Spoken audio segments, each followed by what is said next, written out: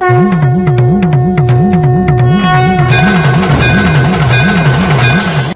भक्त सदैव ये जानकर विश्राम करे कि कोई है जो सदैव उसका ध्यान रखता है।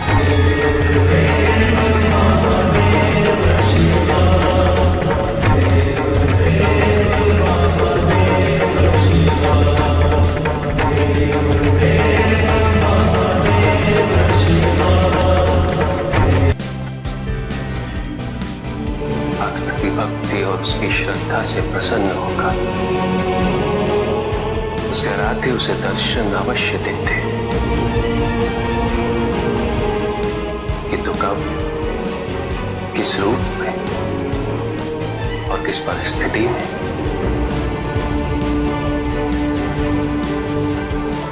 इसका पूर्व ज्ञान होना भक्त के लिए संभव नहीं होता। जब जब भक्त भगवान का ध्यान करता है, तब तब भगवान भक्त का ध्यान रखते हैं।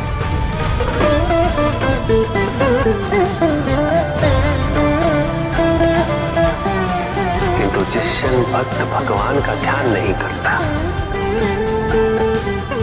तब भी भगवान भक्त का ध्यान रखते हैं। इसलिए तुम्हारा ये कथन उचित है नंदी। मैं व्यस्त हूं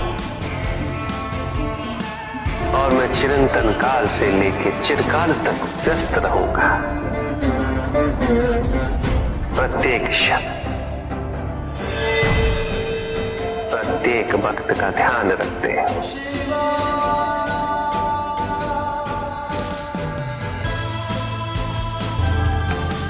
जिसके कारण स्वार्थ, विनाश, क्रूरता, अशांति और भय में वृद्धि हो, वह अज्ञान है।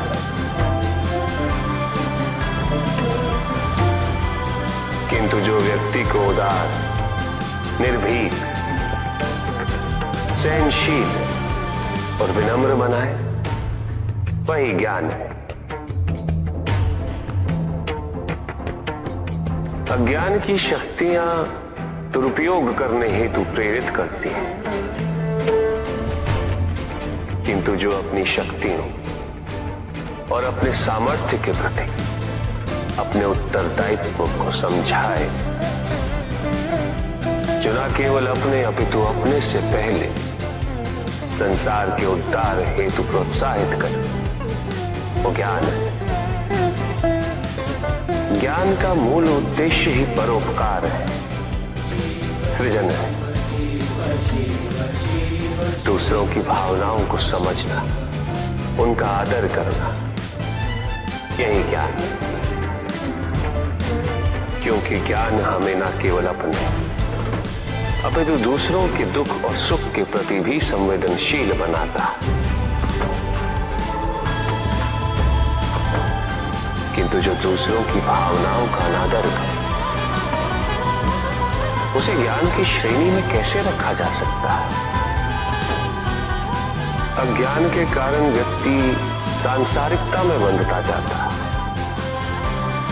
मोह माया में उलझता जाता है। अज्ञान परम सत्य से दूर ले जाने का माध्यम है,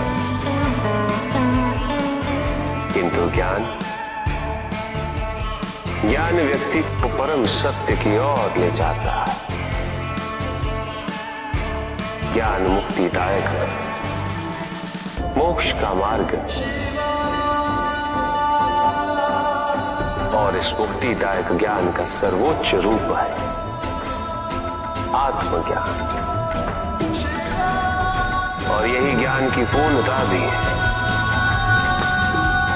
कि व्यक्ति अपने को समर्पित कर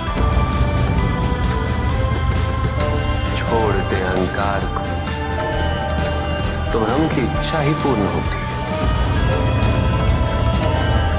और अभी भी वही फलित हो रही है। ऐसा नहीं है कि हम उससे भिन्न फलित करा देंगे, लेकिन व्यक्ति भिन्न फलित कराने में लड़े, टूटे, नष्ट हो, कुछ भी सुनने और समझने के लिए मन का मौन रहना आवश्यक है, किंतु मन मौन रहना नहीं जानता। वो तो निरंतर कुछ ना कुछ कहता रहता है। प्रतिपल शब्दों का आक्रमण चलता रहता है मन पर, और यही आक्रमण है जिसके कारण व्यक्ति कभी भी शब्दों के परे नहीं जा पाता। जहां जीवन की सत्यता का बोध उसकी प्रतीक्षा कर रहा होता। कभी भी किसी व्यक्ति का विवेक, उसके संस्कार, निर्भीकता तथा उसके आचरण की परिपक्वता को परखना हो तो उसे शक्तियों से सुसज्जित करता हूं, पदाधिकार सौंपता हूं, परिणाम स्पष्ट हो जाएगा। प्रभु, यदि आप स्वयं यहाँ कैलाश में उपस्थित हैं, तो प्रतिदिन का संध्या काल पूजन आपके समक्ष क्यों नहीं होता है? पूजित का साक्षात सामने होना मन को भटकने नहीं देता, किंतु जो सच्चे भक्त है भगवान तो उनके मन, उनके हृदय में निवास करते हैं। जिनके हृदय में श्रद्धा है उनके लिए पूजा करने हेतु अपने आराध्य का साक्षात सामने होना अनिवार्य नहीं।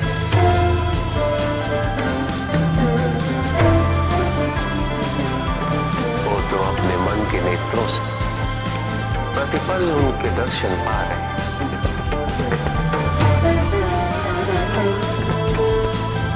उनकी प्रत्येक अनुभूति में भगवान है।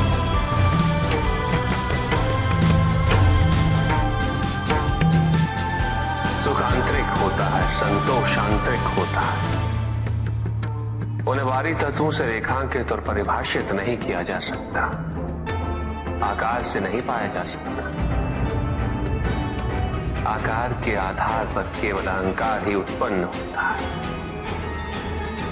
क्योंकि आकार से तुलना करने का संदर्भ प्राप्त हो जाता है। यदि तुम्हारा आकार छोटा है तो तुमसे भी छोटा कोई ना कोई अवश्य होगा, और यदि उसी प्रकार तुम विशाल हो तो तुमसे भी विशाल इस संसार में कोई ना कोई अवश्य होगा। इसीलिए शरीर या आकार की तुलना करना कभी भी शाश्वत सुख का आधार नहीं बन सकता। युद्ध किसी व्यक्ति से नहीं गणेश, मानसिकता से होता। युद्ध में संघर्ष अच्छाई या बुराई का नहीं होता, सभी में अच्छाई है और बुराई भी है पुत्र। युद्ध तो विचारधाराओं का होता है। व्यक्ति अपने पराक्रम पर